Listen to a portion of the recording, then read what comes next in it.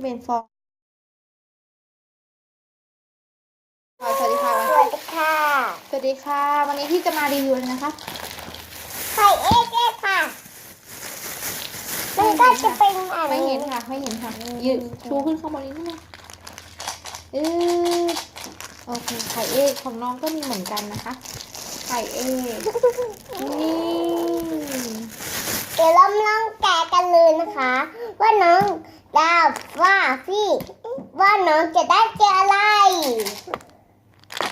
องตังอะไรมัน แกะ มาแกะมาคุณแม่แกะให้ไหมคะองตังมันต้องมาเอกมาคุณแม่แกะให้ค่ะอันนี้เป็นไข่นะคะอันนี้อะไรนะ MMA ไข่ฟองละ5 บาทมันขยะเลยเอาไปว่าอันสไปเอก ลองแกะดูนะคะมาค่ะมันก็จะเป็นฟองนี้ข้างบนเป็นสีแดงข้างล่างเป็นสีขาวนะเอาตังแกะ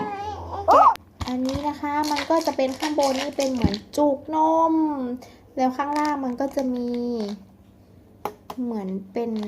ลูกอมเดี๋ยวดูก่อนว่ามันเป็นจริงเปล่าแล้วก็จะกินให้ดูว่ามันอร่อยขนาดไหนพี่กินเลยหรอมันแกะยังไงเนี่ยต้องเหมือนกัน อ๋อนี่ค่ะเหมือนกันเลยคือรักกัดกันไหมเพราะว่ามันกัดได้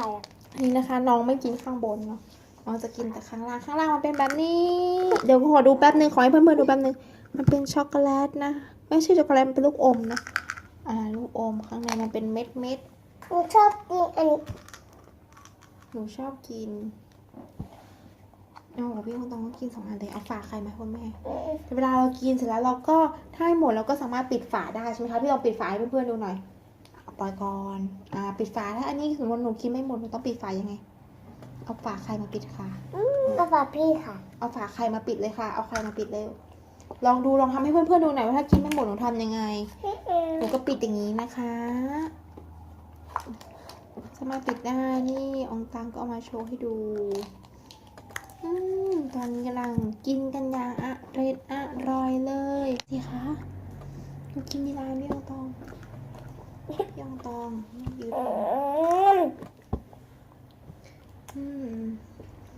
มันก็จะเป็นลูกอมนะคะขอดูหน่อยค่ะลูกอมเป็นสีเอามาให้เพื่อนๆดูหน่อยนี่นะคะเป็นหลายสีเป็นสีแบบนี้อะไรกัดแล้วค่ะ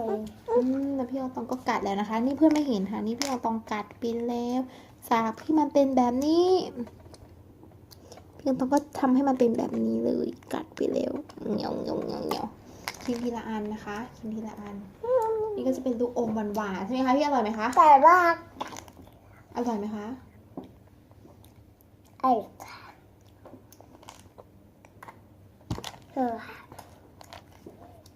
จะให้น้องให้เพื่อนๆดูทำให้ดูเลยค่ะแต่ว่าจะเอาออกถ้าเราเอาออกนะคะก็เอานี่ออกนะจุกไปให้เพื่อนๆเห็นไหมคะนี่องตังก็จะใส่มือเดี๋ยวเราต้องชิมกันเนื้อนะคะโชว์ให้เพื่อนๆดูหน่อยค่ะองตังนี่นะคะเปรี้ยวแล้วปัง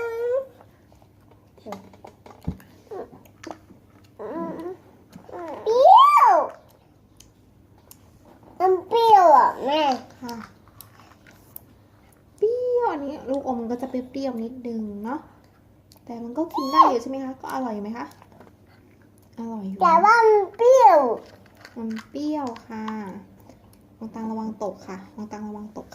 พี่บอกว่าหาซื้อของเปรี้ยวมาให้ลูก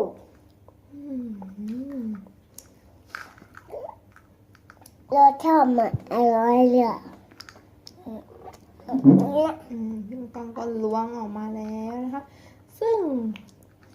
เอาลูกอมของน้องอองตังที่น้องอองตังไม่กินมาเพราะว่าของตัวเองอยู่ไหนอยู่นี่ค่ะซึ่งนางแกะกินไปแล้วนะคะเก็บเลยนางบอกว่าเก็บของพี่ตอนนี้มันเป็นแบบนี้แล้วจุ๊บนางบอกเป็นจุ๊บแบบนี้จุ๊บซึ่งอองตังก็กำลังเท ลูกอมของอองตางออกมา ว่าน้องจะเลือกสีไหน อ่า จุด ทีเหนว อ่ะ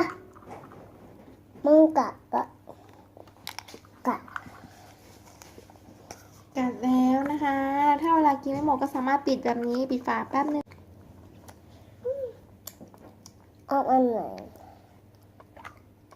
หนูจะเทแล้วก็กินได้ไหม ได้ค่ะ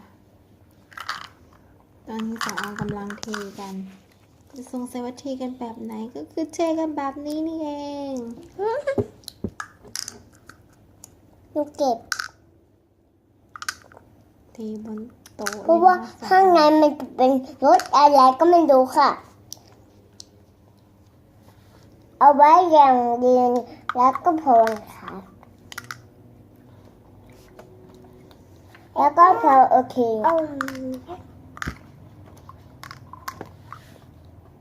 เราก็จะเป็นเข็มหวานค่ะ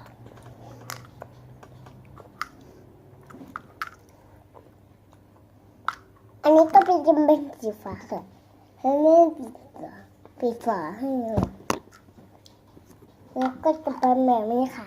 เกิดรูปสีฟ้าค่ะนี่ค่ะเดี๋ยวเราลองดมกลิ่นแล้วก็ชิมค่ะอันนี้ก็จะเป็นสีฟ้าค่ะโอเคเนี่ยร้อยสีฟ้านี้ไม่เปรี้ยวค่ะแต่ว่าให้จะ ไม่ใช่ของน้องค่ะหนูกินของหนูดีๆค่ะลูกกินของตัวเองนะคะ โอเค ของหนูมีค่ะของพี่อองตองมีค่ะพี่อองตองไม่ทำเลย ลุงวันนี้เนี่ย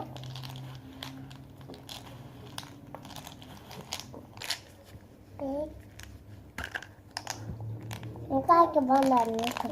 ที่วิกัดค่ะ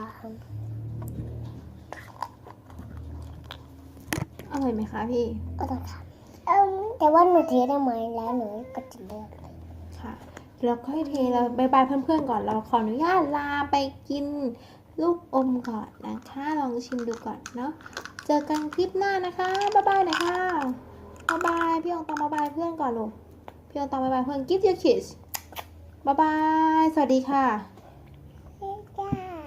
อย่าลืม กดติดตามพี่องตองและกดตับทาใครให้กดอะไร ให้กับคลิปใหม่ๆของพี่อองตองด้วยนะคะ บายบาย